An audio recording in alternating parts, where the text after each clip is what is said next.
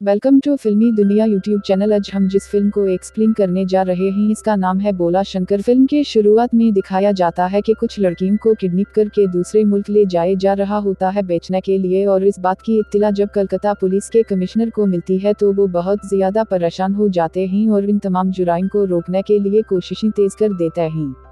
इसके बाद फिल्म में अलेक्जेंडर होता है और वो इस फिल्म का विलन होता है। फिल्म के अगले सीन में दिखाया जाता है कि एक खुफिया अफसर शिपी यार्ड में दाखिल होता है और रेड करने लगता है, मगर ऐसे अलेक्जेंडर के खिलाफ कोई सबूत नहीं मिलता। इतनी देर में अलेक्जेंडर वहां जाता है और इस खुफिया अफसर को मारने को हुक्म देता है, जिसके जवाब में खुफिया अफसर कहता है अगर मुझे मार दोगे तो मेरी जगह कोई और आ जाएगा, फिर क्या करोगी? जिसके जवाब में अलेक्जेंडर कहता है कि गुंडे से लड़ने के लिए बड़ा गुंडा बनना पड़ता है, और अगर तुम मेरा कारोबार बंद करना चाहते हो, मुझे मारना चाहते हो, तो मेरे से बड़ा गुंडा लेकर आओ। अगले सीन में फिल्म की हीरो शंकर की एंट्री होती है और वो वहां मौजूद कुछ लोगों की मदद करता है और लोग इससे बहुत ज्यादा खुश हो जाते हैं और अलिफ से बहुत पसंद करने लगते हैं। साथ ही इसकी बहन माहा की भी एंट्री दिखा देते हैं। इसकी बहन का नाम माहा होता है, जिसे पढ़ने लिखने का बहुत ज्यादा शौक होता है। दोनों बहन भाई में बहुत ज्यादा प्यार होता है। शंकर की बहन को पढ़ने लिखने का बहुत शौक होता है। इसके उसी शौक को देखते हुए शंकर इसकी तालीम के लिए कलकत्ता आ जाता है और वहाँ एक कॉलेज में इसका दाखिला कराता है, और अपने घर का निजाम चलाने के लिए, घर के खर्चे उठाने के लिए इसे एक नौकरी की जरूरत होती है, जिस नौकरी के लिए वो एक वाशी नामी शख्स के पास जाता है और इसके पास टैक्सी ड्राइवर का काम करने लग जाता है। और एक दिन शंकर की टैक्सी में एक लासिया नाम की वकील आकर बैठती है और इसे हाई कोर्ट की तरफ जाने के लिए कहती है और वो इसे हाई कोर्ट पहुंचा देता है, लेकिन वकील लासिया इसे टैक्सी का किराया देने के बजाय ऐसे ही हाई कोर्ट में चली जाती है, क्योंकि जिसका 50वां केस होता है, क्योंकि वो 49 केस पहले हार चुकी होती है और आज का केस इसके लिए जीतना बहुत ज्यादा जरूरी होता है। इसलिए इसने एक झूठा गवाह का भी बंदोबस्त कर दिया होता है ताकि वो केस जीत सके, मगर वहां जाकर इसे पता चलता है कि इस झूठे गवाह ने शराब पी हुई है और वो बहुत ज्यादा बेवड़ा हो गया है, यानी कि टली हो गया है, जिसकी वजह से वो अदालत में बयान नहीं दे सकता। तो इसे बहुत गुस्सा आता है और वो बहुत परेशान भी हो जाती है। इतनी देर में शंकर इसके पीछे आता है और इसे अपनी टैक्सी का किराया मांगता है, लेकिन वो इसे किराया देने की बजाय इसे बातों में घिर कर इस बेवड़े और टली गवाह की जगह इसे गवाही देने के लिए मीना लेती है और वो मान भी जाता है।